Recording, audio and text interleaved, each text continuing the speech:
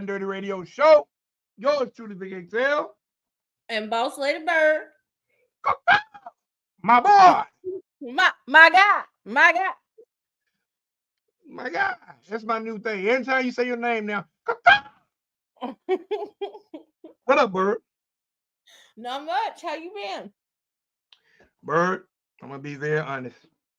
I've been had the tequila flu for about 10 days. Mexico took me out.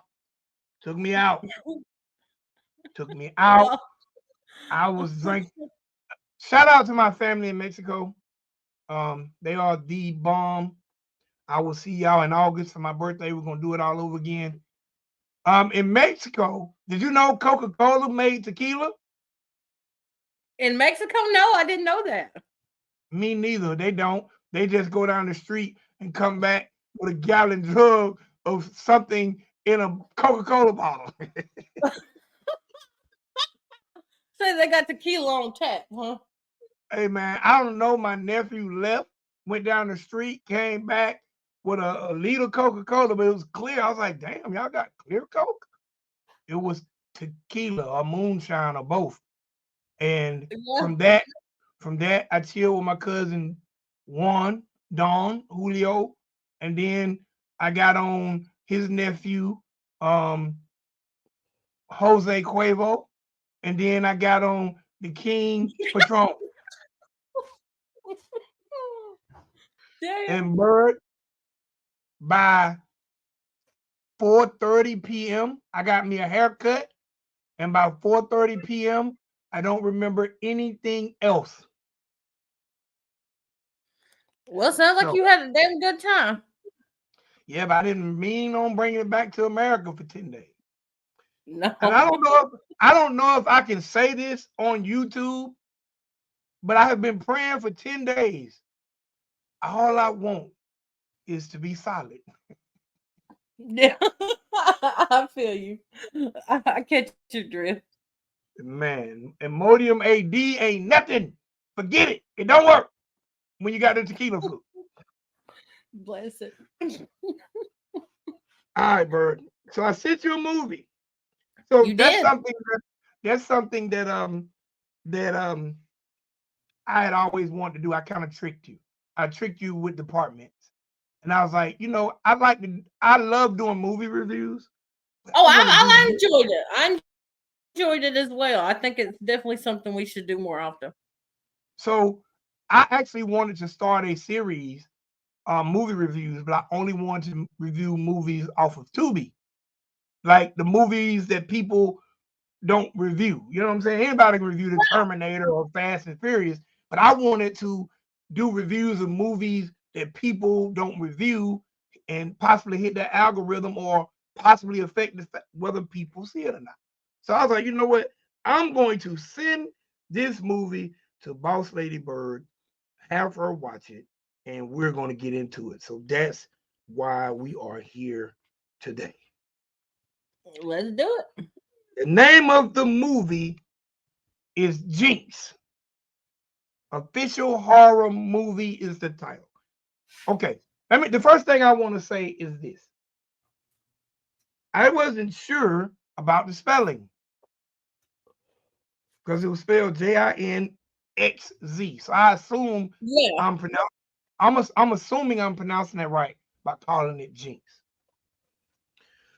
The one thing I thought was cool when it said horror movie, I'm a huge horror movie fan, and I always say there's not a lot of African American horror movies. Yeah. Have you seen a lot of African American horror movies? No, no.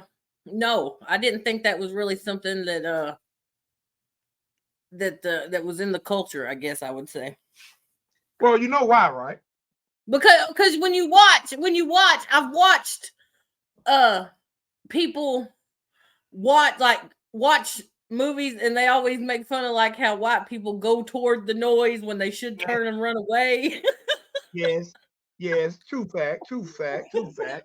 Listen, in my house, right, there will be a noise in my house. And Maria was like, I heard something. I say, me too. Yeah, you gonna go see? I was like, no, I'm just gonna wait for it to come back here. And when it comes back here, I'm gonna be ready. Right. And now this is not a dig on Caucasians, but just in the African American culture, um, a horror movie to us is probably a police movie. Right. That's really Probably a scary. police. That's really Yeah, scary. that's really like scary to us. Getting stopped, going through the roadblock. That's a horror movie. Yeah. That's a horror short. Being 3 cars behind the officer at the roadblock, knowing you dirty. Yeah. I feel So, that. but I also, being a Party City veteran, every year at Halloween time, I get a little envious because, got Freddy going out the door, Jason going out the door, Chucky going out the door, Michael Myers going out the door. And sometimes I'm like, well, damn. Yeah, there's not really a well-known horror character that's black, is there? I'm going to be honest. I only know of one, and that was Who's that? Candyman. Candyman. Candyman. Yeah, you're absolutely right. Other than Candyman, I can't think of any prominent African American for the lack of better terms, slashers or killers. Yeah, So me neither. that within itself intrigued me. The second thing that intrigued me was this video. The link was sent by someone I'm very, very close to, and they didn't tell me whether it was in the movie or not. They just said check it out, and I thought it'd be great for. They didn't even say review it, but I was like, you know what? I'm gonna review it. Get Bird to watch it. We're gonna review it, and we're gonna go from it. So let's talk about what we liked and didn't like about Jinxz. Let's start with the likes, and I'm gonna let you take the floor first. What did Well, you like? I definitely like the point that you just made that it was an African American made horror movie. You don't see that a lot. Usually, and I'll say this, usually if there is African Americans in a horror film, they're usually they usually get killed off first. And I don't get Yeah. that either. Cause they know again, going back to what I said. Like, shoot, it ain't gonna happen. Because the African Americans ain't gonna. First of all, there are horror movies that I watched, and from my perspective, I'm like, that'll never happen. One of my favorite horror movies of all time, which is based on a true story, is called Strangers. Have you ever seen it? Don't know that I have. Well, the basis of the movie is this man takes his fiance to this cabin, and he proposes to her. When he asks her to marry him, she says no. So they decide to stay there in this remote cabin in the middle of the woods. Some mass people start knocking on the door. Long story short, they end up dead. Right? Right. Could have never been me. You know why? Because when she said no, your ass would have bounced. That's right. We back. Bitch, let's go. Vacation over. Let's go. Get your ass in the car. You said no, right? I'm taking you back home because somebody else finna share this cabin with me. So no, it couldn't have been no black people. And I'm not saying all black people because some black people slip through the cracks, but most black people ain't participating in most of this horror stuff. And I never understood in horror movies, which this horror movie did have, there are never any guns. Yeah, this one they definitely popped some caps in this movie. I mean, from the rip. All right, so again, what are your goods on Jinxz? And then I'm gonna give my goods. I definitely like the storyline. Like I said, I definitely like that it was kind of relatable at the same time because it's something that you don't see. It was to me, it was like a trap horror movie. Okay. So I thought that was really cool. I liked a lot of the actors. Like I don't think that none of the actors were well known or A list or B list even actors, but I thought that they did pretty good. Now I'm not sure if this had a script or if it was more improv. I like the old man that was in it too. I thought it was really cool that he was included. I forget what his name was, but the fact that it was like a treasure hunt kind of like it, but they were all out to get the bag because, you know, if they were to find what that was that they were seeking, you know, he guaranteed everybody on the team at least $1 million. Yeah. But to me, it was just like, I don't no homies that I know is going out in the dark on on that kind of tip though, on that kind of time. So it was interesting to me. It was very interesting. All right, now one of my goods was I actually like the fact that they utilize a lot of different scenes. Like they introduce each character in a different scenery. I thought that was kind of cool. Like Yeah, that was cool. some done it, and the scenery was real. Like you have some brothers talking in the front yard. You have some brothers that meet at the pool hall. You have some brothers that you go to his house and drink a beer with him while you're discussing the plan. So to me, making that aspect of it realistic, because I can literally see or envision, 8 to 10 homeboys coming up, as we call it, on a jug, and On a jug. yeah, trying to put together And this it was jug. really cool how they incorporated football into the one scene too, and they talked about Georgia, Tennessee, and Alabama. I thought that was really cool.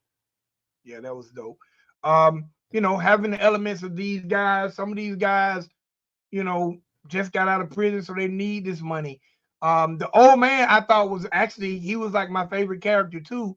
And I'm like, Yeah. this man ain't got no lines. They're letting him just Yeah. definitely improv because this is my uncle. Um, Yeah.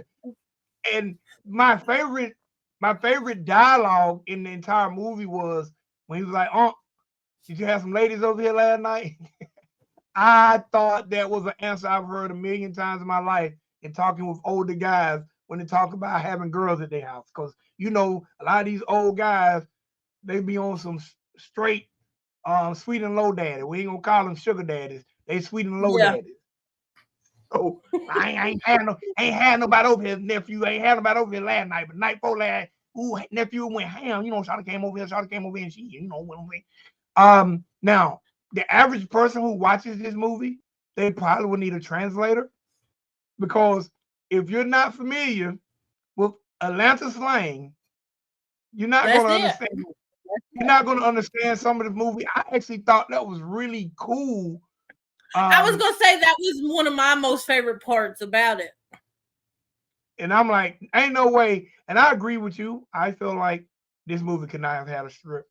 They probably created okay, this is the A scene. storyline, but I don't think that there was really a script. Yeah. But another one of my goods was the fact that I've known so many people who want to put together a movie or a short film or a documentary, and they think it's too hard. I give these gentlemen credit. Matter of fact, the name of the company is Black Gunk Productions. I give them credit for having a vision and seeing it all the way through, at least to put it on YouTube. Absolutely. Absolutely. And I'm sure that if me and you and 4 more other people decided to make a movie, we probably could put together a movie with 4 people. But there's at least 10 to 15 characters in this movie. Yeah. Yeah. Yeah. And they had wardrobe changes, vehicle changes. Some of the scenery I thought was really dope because they got some skyline footage of them traveling on the highway. So there was a lot of energy and effort put into this movie. I don't know if they used drone or if there was like generic highway footage, but I thought it was real cool. To be independent filmmakers, I was really, really proud to see that these brothers made it to YouTube with a hour and 15-minute movie. Absolutely. Absolutely. And even though it was what most would consider a low budget film, like I think, like you said, like the overhead views of the roads and shit, like, because when it first come on, I was like, okay, this is gonna be kind of low. But then when I seen those views, I was like, okay, maybe not. So it was definitely a good in between what I would consider low budget and high quality. It was a happy medium. Yeah, it was. Going back to the storyline, I thought the storyline was cool. the storyline within itself, um, basically these guys have an opportunity to find this treasure chest, and the treasure chest is haunted. And like most movies in I this was gonna realm, say the interview he did with the I don't know if the guy was a podcaster or if they the were at podcast, a radio show. Okay, whatever. Like that was probably one of my favorite parts because dude just kept dogging whatever album the guy had previously put out. To finally, he just was like, "Dude, you're not gonna sit here and disrespect me," and he just left the interview. I was like, "Mad respect, bro." I thought I it, thought but that was look, the podcaster stood his ground because when he left, he's like, "That's why your record was trash because you don't listen." yeah. Yeah, it had the elements of comedy, horror. Like it was well thought out. Now that part was actually one of my favorite parts, but I didn't Mine like too. how they shot it. And they shot it from a realistic standpoint because they had the comments coming on the side of the screen. So they Hmm. shot it as if we was watching it through our phone. And now that switch I didn't care for because if we're watching this movie, we literally wouldn't see the comments on the screen. So I know what they were going for. To me, it just throw the continuity of the movie off. But I did like it. I Yeah, did yeah, like it. that was probably one of my most favorite scenes. And actually, I feel like they could have made a stronger plot had they built on the fact that the main character, Black, was a ghost hunter, as he was saying in the interview. You know, I kind of hunt Well, ghosts. see, I felt like in the interview, the guy was kind of almost trying to accuse him of being a grave robber. He was. That's how I felt too. But you know, grave robbing at some point in time has been a big thing. People Yeah, busting open coffins, stealing people's jewelry. yep. Matter of fact, I've never seen a movie about it. I'm sure there's got to be one out there, but I think that would be a pretty interesting movie That about. would you right. You're right. I've never seen a movie about grave robbing. I'm sure that there is one, but now I'm gonna have to look. Now I'm But gonna have to look. I want you a know, movie too. I don't want a documentary about grave robbing. I'm sure there's all kind of those. I want to see a movie about it. I think yeah, that would me be too, great. me too. Now, but again, my goods are the fact that they seen it through. They had a vision. They completed the vision. They completed the mission, and they seen it through. The usage of different scenes I thought was cool. The drone footage or overhead footage, whether it was stock, whatever, how they edited that in, I thought was cool. Um, Absolutely. Getting a cast of people to share the same goal, I thought was really, really cool because you know how many times you can start out doing something and 2 weeks is over because this one don't participate or this one this or you know because getting people on the same page is very, very hard. Um, and having a legitimate plot I thought was cool. So those were my goods. Those were my goods on it. I'm gonna let you start with the bads before I give my bad. Okay, my biggest worst thing I can say is I didn't like how the ghost, the slasher, the bad character, the villain, whatever, was kind of generic to me with the clown mask and stuff like that. I feel like they could have dressed somebody up and had more of an original goblin ghost entity type of person. So that was the number one bad thing for me. I was like, really, just this ghost from outer or the clown from outer space looking mask, like that was low key. I was kind of like, do better on that. But Okay. besides that, and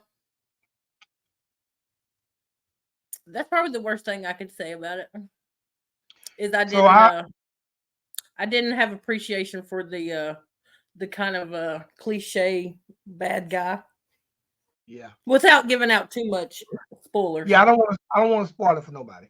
Because I do want people to go watch this because I'm gonna put the link of the movie in the comments. And I would like some people to watch it and tell us do they agree with what we say about the movie. Yeah, My I sent bad it to Gene last night. Was like, you need to watch this because he likes scary movies. I was like, it's a ghetto trap kind of scary movie, but I think that he would enjoy it and appreciate it as well. my bad was number one, the exact thing you said.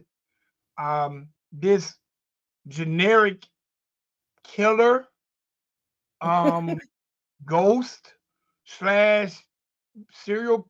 All right, first and foremost, I was confused on. I feel like the old man should have been possessed by what, because he did the digging, Yeah, and he dug up the article they were looking for. I feel like if they would have made him be possessed by whoever's shit it was they were digging up and made him go bad, I think that would have been a better plot.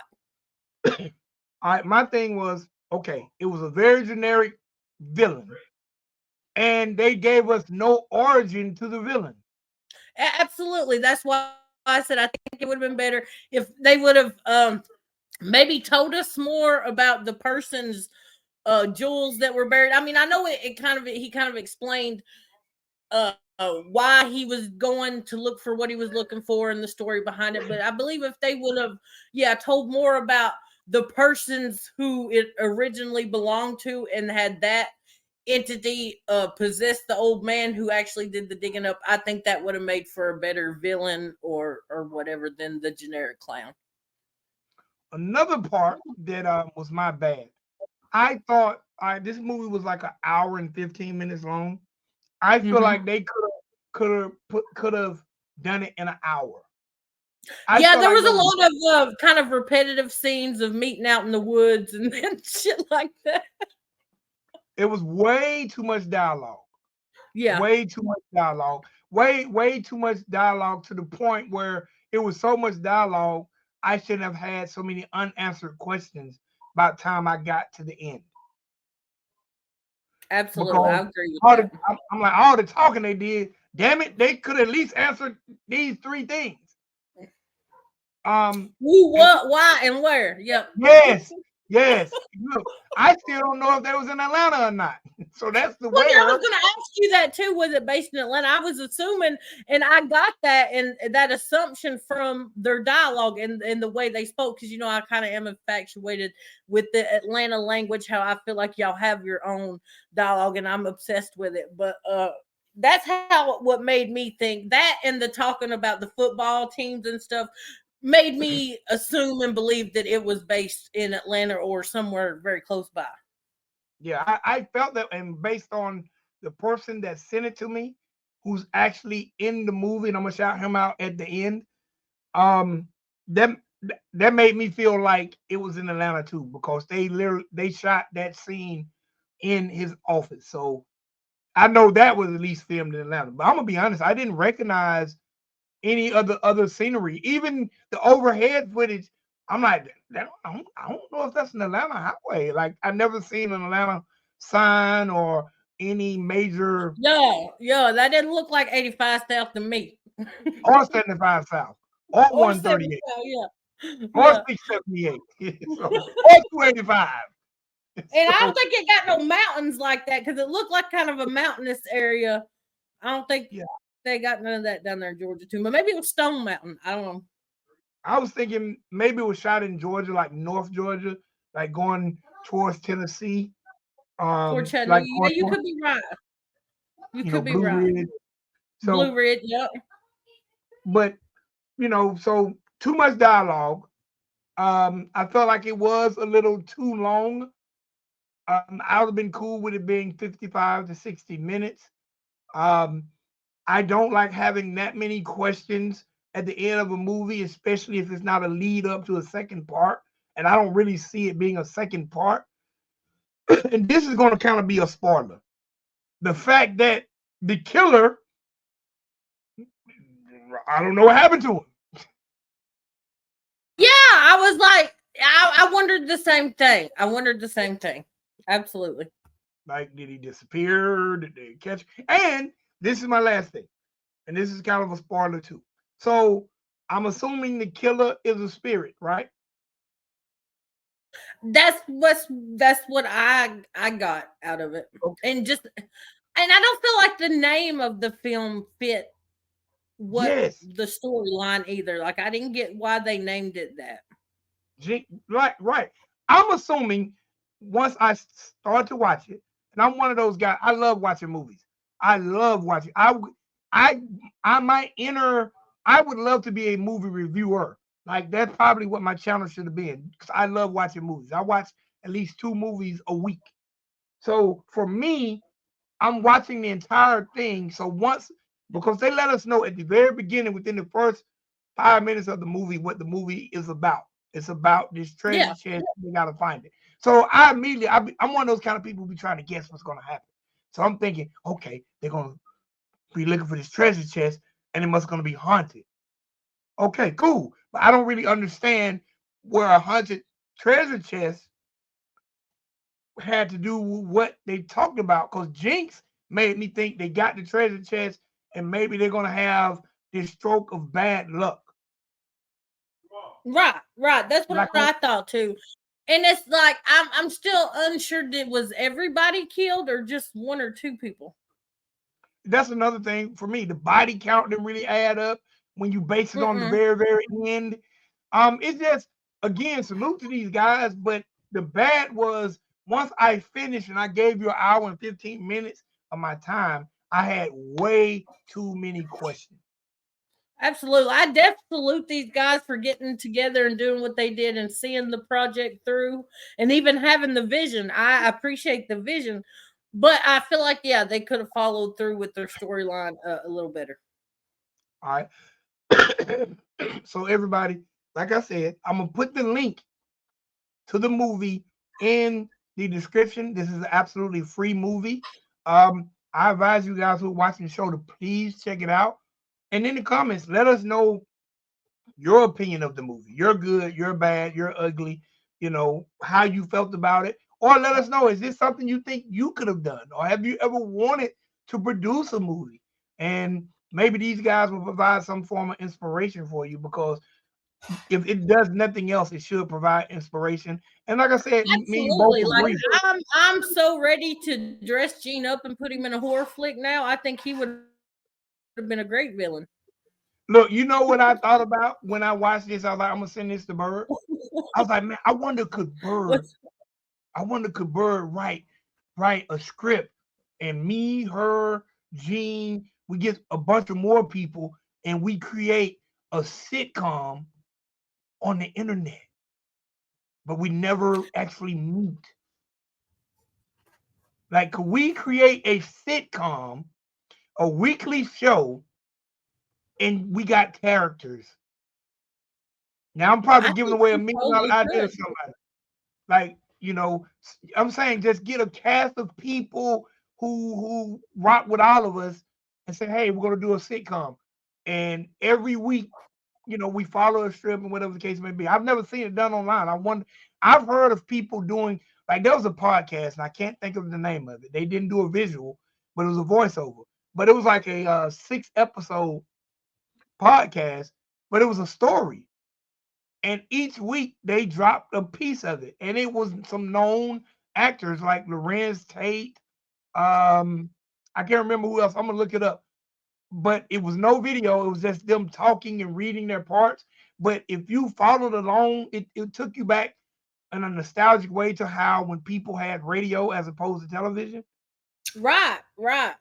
But from the beginning to the end, it told a story. And watching this made me think, I wonder could someone do this on YouTube, but never meet and just follow a script and create a story. I thought that would be cool. So maybe somebody hit this show and do it, or maybe somebody will drop a link to somebody that's done it. Right. Again, following your dreams, chasing your goals, and making it happen is the number one thing I took from Absolutely. It was definitely admirable what they done. it. Okay. Before we go, do you have any Bird jailhouse updates? There is a motion finally in the Young Thug trial. They're actually trying to decide again because there is a governor or senator of some sort, I can't remember which it was, that actually agrees with the defense that rap lyrics are just that, rap lyrics. They cannot prosecute based on somebody's rap lyrics, even though of course the prosecution thinks that they can and that they're meaningful. The defense obviously is trying to fight against that. And apparently there is a governor somewhere in the state of Georgia that agrees with the defense on that. So they may be going to throw the use of his lyrics against him. That may be not found admissible. So I'm very excited and happy about that for Young Thug. I'm glad that they're finally getting the jury picked and getting his trial underway, hopefully very soon. Because I know just him sitting there waiting and not getting a bond, and I've heard that they could possibly drop the RICO part of his case as well, which I think will probably make it even easier for him to maybe get a bond. So I was glad to hear that as well. No real updates on the Melly case. I think they're just picking the jury at this point and getting ready to retry him. I thought that his co-defendant's trial would have already started by now, but I haven't heard anything about that either. All right, I do have one quick thing I want to say before we get up off of here. Atlanta rapper Ralo. You ever heard of Ralo? Uh-huh. Ralo, Ralo? Yeah. Yeah, well, I think we talked about in the last episode he come out, right? No, he was coming out. He is officially a free man as of this morning. Oh, yay! As of this morning, after almost 6 years behind bars, Ralo has been released. He has been released. He actually was he was a 1017 artist. He was on Gucci Mane's label. He's been locked up. The judge actually sentenced Ralo to 8 years in federal prison. He was given over 4 years credit time served, and he is home, and he has officially announced his, of course, his first record will be called First Day Out. It's coming soon. I think he actually already has a pre-saved link up on all platforms. It's called First Day Out, and man, he was charged with he was arrested and charged and accused of trafficking weed from California to Georgia. But he did his time. He done 6 of the 8 years, and Rollo is home. And you mentioned, or we mentioned in a previous episode, how rapper Marlo promised to be the person to be at the gates, and Marlo's not with us. And you know what I thought was really, really dope? It's all over the line right now.